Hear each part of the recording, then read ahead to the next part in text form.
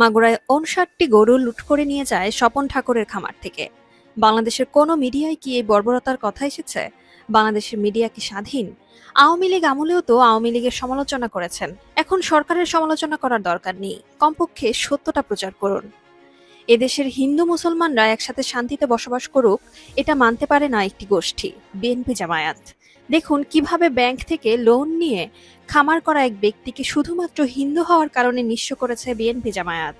গেল সোমবার রাতে স্বপন ঠাকুরের বাড়িতে হামলা চালিয়ে দুর্বৃত্তরা নিয়ে গেছে এ সকল গরু।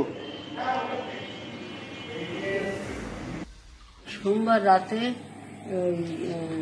7:30টার দিক এরকম সময় আর কি ওই গোয়ালির মধ্যে হুড়পাড় শব্দ আসছে। তাই মনে করেছি যে মানে বাসে কোনো গরু বাসে ছুটে গেছে। ছুটে যায়, আমি সাথে সাথে দৌড়ে আছে, আসার চোটেই ওরা আর কি আমার কপালে ইট মেরে যায়। ইট মেরে দিলে আমি মাথার মধ্যে ঘুরে উঠেছি। আমি তখনই পিছন ফিরে তাকাতে আর একজন একটা বাড়ি মেরে দিল। দেওয়ার পরে আমার ওখানে এই হাতের এইসব জায়গায় রক্ত জমে গেছে, দেখলে বুঝতে পারবে না, এইসব জায়গায় রক্ত জমে গেছে। তখন আর কি আমি পিছনে ফিরে বলতেছি কি ওরা আমার গরু নিয়ে চলে যাচ্ছে, ওরা আমার গরু নিয়ে চলে যাচ্ছে। কতগুলো গরু ছিল আপনার এখানে? 47টা গাভী ছিল আর 12টা বাছুর। সব নিয়ে গেছে? সব কটাই নিয়ে গেছে। 3টে ছোট একেবারে নেদা যারা 1 মাস বয়স হয়েছে আর কাউরি 15 দিন, এই 3টে বাছুর আছে। সব নিয়ে গেছে? আর সব নিয়ে গেছে। একদল দুর্বৃত্ত বাড়িতে হামলা করে সবাইকে আহত করে নিয়ে গেছে এ সকল গরু। এলাকার সচেতন মহল বলছে, যারা এই ঘটনার সঙ্গে জড়িত তাদেরকে আইনের আওতায় এনে কঠিন শাস্তির মুখোমুখি করা হোক। প্রথমে বলে রাখি, এই ভিডিওটা বাংলাদেশ থেকে আমাকে এক মুসলিম ভাই পাঠিয়েছে, সে কোনো হিন্দু ধর্মের মানুষ না। এবার অনেকে বলবে যে তারা আওয়ামী লীগ পার্টি করে, সব ঠিক আছে, মেনে নিচ্ছি আমি। কিন্তু প্রশ্ন হচ্ছে, এই যে একটা হিন্দু বাড়িতে এতগুলো গরু এক রাতে চুরি হয়েছে, তো সেই গরুগুলো কারা চুরি করতে এসছে? আওয়ামী লীগ পার্টির লোকেরা।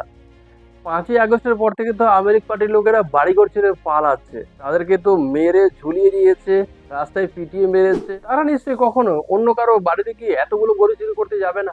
একটা বিশাল সংখ্যক মানুষ এসছে, এই 59টা গরু চুরি করার জন্য তো বহু মানুষ এসছে, তাই না? জামায়াতে এবং বিএনপির মানুষ। বাংলাদেশে অনেক ভাই অনেক বোন বলে যে বাংলাদেশে এসব কিছু হয়নি। কিছু মিডিয়া চ্যানেল দেখাচ্ছে বাংলাদেশে যে হিন্দুদের উপর কোনো অত্যাচার হয়নি। তারা কি নেশা করে বলছে আমি বুঝতে পারছি না, কি নেশা তারা সকালবেলা উঠে করে। বাংলাদেশে আর্মি চিফ বলছে যে 20টা ডিস্ট্রিক্টে 30টা হিন্দু ফ্যামিলির উপরে আক্রমণ হয়েছে। তার বেশিরভাগটাই পলিটিক্যাল ইস্যু, ঠিক আছে। মন্দির অ্যাটাক হয়েছে, সেটা নিয়ে আমি প্রশ্ন করেছি, তাহলে মন্দির তো কোনো পলিটিক্যাল ইস্যুর মধ্যে আসে না। একটা বাড়ি থেকে 59টা গরু চুরি হয়ে গেলো এক রাতে, এটাকে আপনারা পলিটিক্যাল ইস্যু করবেন? কারা চুরি করছে এগুলো? বাংলাদেশের মানুষই করছে, বিদেশ থেকে দেখো আসছে না। যেই ব্যক্তির বাড়িতে চুরি হয়েছে তার 2-5 কিলোমিটারের মধ্যেই মানুষগুলো এসছে, 50 কিলোমিটার বা 100 কিলোমিটার দূর থেকে আসেনি। তাহলে যারা এটাকে ডিপেন্ড করেন যে বাংলাদেশে এসব কিছু হচ্ছে না, আপনাদের চোখে কি পড়ে আছে? ওই ব্যক্তি তো, ওই যে মহিলা রয়েছেন এখানে, উনি তো ওনার ঠিকানা বলছে, সময় বলছে। যান একবার দেখে আসুন, ঠিক আছে? গুজব তো না, এটা বাংলাদেশের ভিডিও, আর কোনো গুজব না। একবার কি দেখে আসুন যে ঘটনা ঘটেছে কি ঘটেনি। একটা ব্যক্তিকে এভাবে উজাড় করে দেওয়া হয়েছে, সেটা কিসের জন্য? তিনি আওয়ামী লীগ পার্টি করতেন নাকি তিনি হিন্দু ছিলেন বলে? আপনারা যদি আপনাদের দেশে ঘটে যাওয়া এইসব অত্যাচারের বিরুদ্ধে প্রতিবাদ করতে না পারেন, তাহলে কমেন্টে এসে উল্টোপাল্টা গালমন্দ করবেন না, ঠিক আছে? আগে নিজেদের দেশে এইসব অন্যায় ঘটে যাওয়াগুলোর বিরুদ্ধে প্রতিবাদ করুন। এত টাকা ব্যাংক লোন নিয়ে যে মানুষটা এত বড় একটা বিজনেস তৈরি করে তুলেছে, একদিনে নিশ্চয় করেনি। তার সারা জীবনের স্বপ্ন আপনারা নষ্ট করেছেন। আপনারা যারা দেখছেন, যারা প্রতিবাদ করছেন না, তারাও দায়ী এর জন্য, ঠিক আছে? আর যাদেরকে আজকে আপনারা সাপোর্ট করছেন না, কালকে তারা আপনাদের গলায় ছুরি বসাবে, টেনশন নেওয়ার কারণ নেই। বাংলাদেশের এই ঘটনায় শুধুমাত্র হিন্দুরা আক্রমণ হয়েছে তা না, অনেক মুসলিম ফ্যামিলি আক্রমণ হয়েছে। সবাই যে আওয়ামী লীগ পার্টি করে তাও না, তার মাঝখানে কিছু মানুষ যারা সাধারণ মানুষ হতে পারে, তারাও কিন্তু আক্রমণ হয়েছে। তাদের বাড়িঘর লুট হয়েছে, দোকানপাট লুট হয়েছে, ভাঙচুর হয়েছে। দেখুন এসব জিনিসের প্রতিবাদ করুন, ঠিক আছে? আর প্রতিবাদ করতে না পারলে এখানে সে গালমন্দ করবেন না।